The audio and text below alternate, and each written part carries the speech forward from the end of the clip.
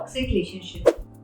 क्या आप एक ऐसे रिलेशनशिप में हैं जिसमें आपको खुशी मिलने की बजाय बहुत ज्यादा स्ट्रेस हो रहा है, टेंशन हो रही है, आप एंशियस फील कर रहे हैं?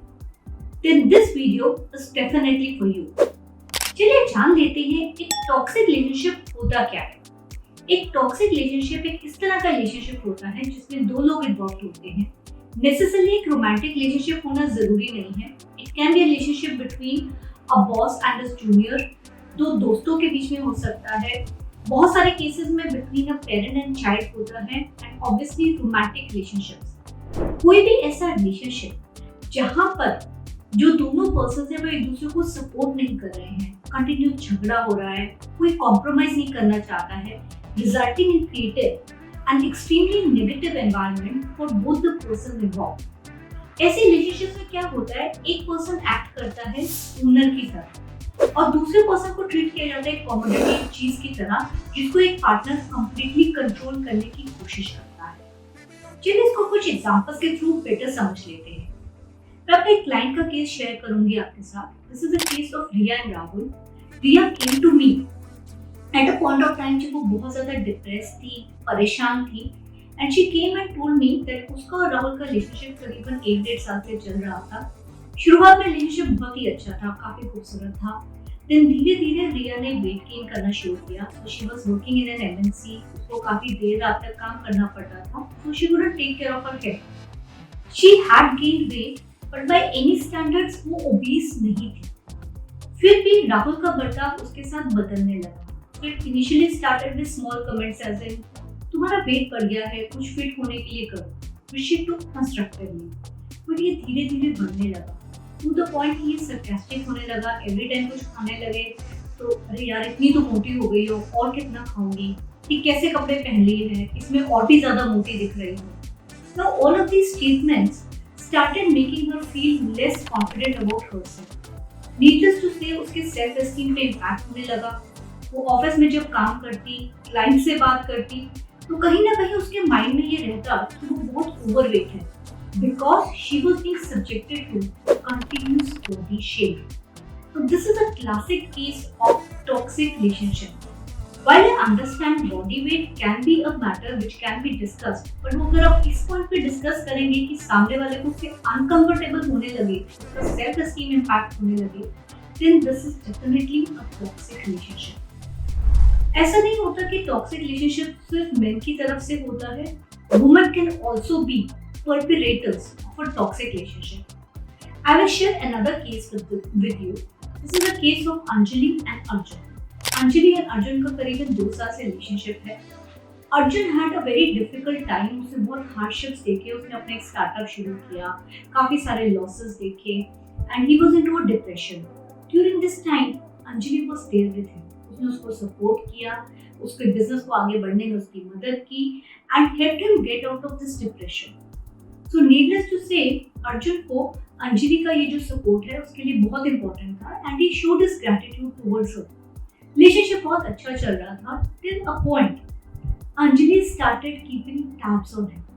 वो बहुत ज्यादा उस पर शक करने लगी, उससे पूछती कि तुम कहाँ जा रहे हो, दोस्तों के साथ कितना टाइम स्पेंड कर रहे हो। अगर अपने दोस्तों के साथ कोई गेम खेल रहा है तो बार बार कॉल करके पूछेगी कि कहाँ पर हो, कितना टाइम लगेगा, कब तक आओगे।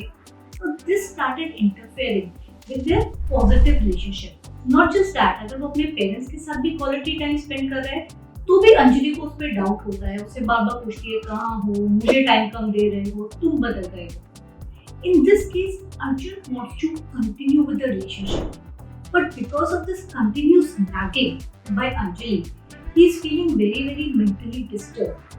वो रिलेशनशिप तो कंटिन्यू करना चाहता है, बट इतनी नेगेटिविटी के साथ उसको कंटिन्यू करना अर्जुन के लिए मुश्किल होता है। This again is example of toxic relationship, जहाँ पे एक पार्टनर दूसरे पार्टनर को कंट्रोल करना चाह रहा है, उसके बिहेवियर को, उसके रिलेशनशिप्स को, thus affecting his independence। Now let's try and understand toxic relationship के symptoms क्या होते हैं, so that you can understand कि आपकी relationship toxic है या नहीं। The first and the most important symptom shall be, इसके अंदर एक पार्टनर दूसरे पार्टनर को बिल्कुल भी रिस्पेक्ट नहीं करेगा। Then one partner is never ready to compromise। जब भी दो लोगों के बीच में झगड़ा होता है, अक्सर झगड़ा जो होता है वो नेगेटिव ही होता है, but it should not come to a point जहाँ पे एक पार्टनर दूसरे को पर्सनल अटैक करने लगे, उसके बारे में पर्सनल गलतियां निकालने लगे, उसके फैमिली मेंबर्स को बुरा भला कहने लगे। That is happening, definitely relationship negative होने वाला है। एक और बहुत ही इंपॉर्टेंट सिम्टम टॉक्सिक रिलेशनशिप का होता है कि एक पार्टनर दूसरे पार्टनर को कंट्रोल करने की कोशिश करेगा।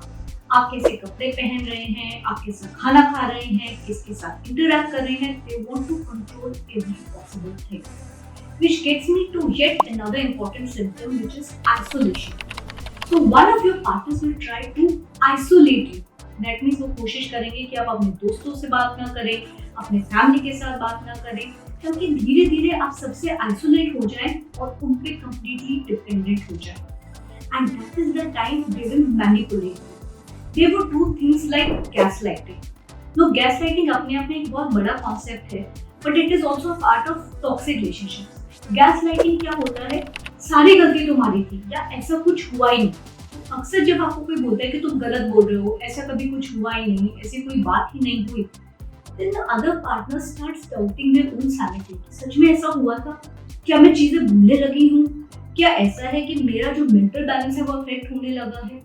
एंड गैसलाइटिंग एक बहुत ही इंपॉर्टेंट पार्ट होता है टॉक्सिक रिलेशनशिप्स का, जिसकी वजह से आपकी मेंटल स्टेबिलिटी पे इम्पैक्ट होता है.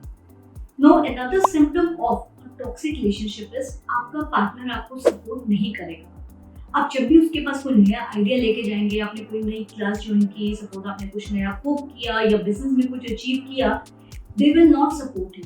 They will not let you achieve your maximum potential, जिसकी वजह से अगेन आपका जो है सेल्फ एस्टीम कम हो जाएगा, कॉन्फिडेंस कम हो जाएगा, you will enter into a stage of depression. तो अगर ऐसा कुछ आपके साथ हो रहा है, then definitely this is a toxic relationship. Now that we have been able to identify कि toxic relationship क्या होता है, अगर आप एक toxic relationship में हैं तो आप क्या कर सकते हैं? So these are couple of things that you can try. अगर आपको लगता है आप एक toxic relationship में हैं, step number 1, सबसे पहले identify करें, acknowledge करें खुद को कि yes मैं एक toxic relationship में हूँ. ये एक डिफिकल्ट चीज होती है because most of the time we feel कि ये मेरे साथ नहीं हो सकता है. So the first step starts with accept मैं एक टॉक्सिक रिलेशनशिप में हूँ. Then we come to step number 2. एक बार आपने एक्सेप्ट कर लिया कि आप टॉक्सिक रिलेशनशिप में हैं, तो धीरे धीरे you start setting the boundaries with your partner. Tell them that this is what I will accept. इसके आगे मेरा एक बाउंड्री लाइन है, इसके आगे मैं कॉम्प्रोमाइज नहीं कर सकता हूँ या कर सकती हूँ, या इसके आगे मैं इस रिलेशनशिप में और टाइम और एफर्ट नहीं दे सकती. Third and another important thing is ये आपको ही असेस करना होगा कि रिलेशनशिप कितना टॉक्सिक है, क्या इस पे काम किया जा सकता है या नहीं किया जा सकता. If you think it is too toxic, you cannot handle it, it is a good advice that you move out of this relationship. Which gets me to step number 4. Toxic relationship को अकेले handle करना बहुत ही मुश्किल है, so try talking it out. Talk with your friends. आपका कोई colleague हो सकता है, आपका कोई फैमिली मेंबर हो सकता है, या फिर आप किसी थेरेपिस्ट या काउंसलर से भी डिस्कस कर सकते हैं कि ऐसे ऐसे इश्यूज आ रहे हैं मेरे रिलेशनशिप में, how do I move forward. Which gets us to the step number 5, self priority. अपने आप को प्रायोरिटाइज करें, अपने वेलबींग के बारे में सोचें, बिकॉज जब आप ऐसे रिलेशनशिप में रह चुके होते हैं, ट्रॉमा इतना हाई होता है कि आप नहीं समझ पाते कि मेरे लिए सही क्या है, गलत क्या है. So you will need to put yourself on a high priority. अपने वेलबींग के बारे में सोचें, धीरे धीरे एक प्लान ऑफ एक्शन डेवलप करें कि कैसे मैं इस रिलेशनशिप से बाहर आऊँ.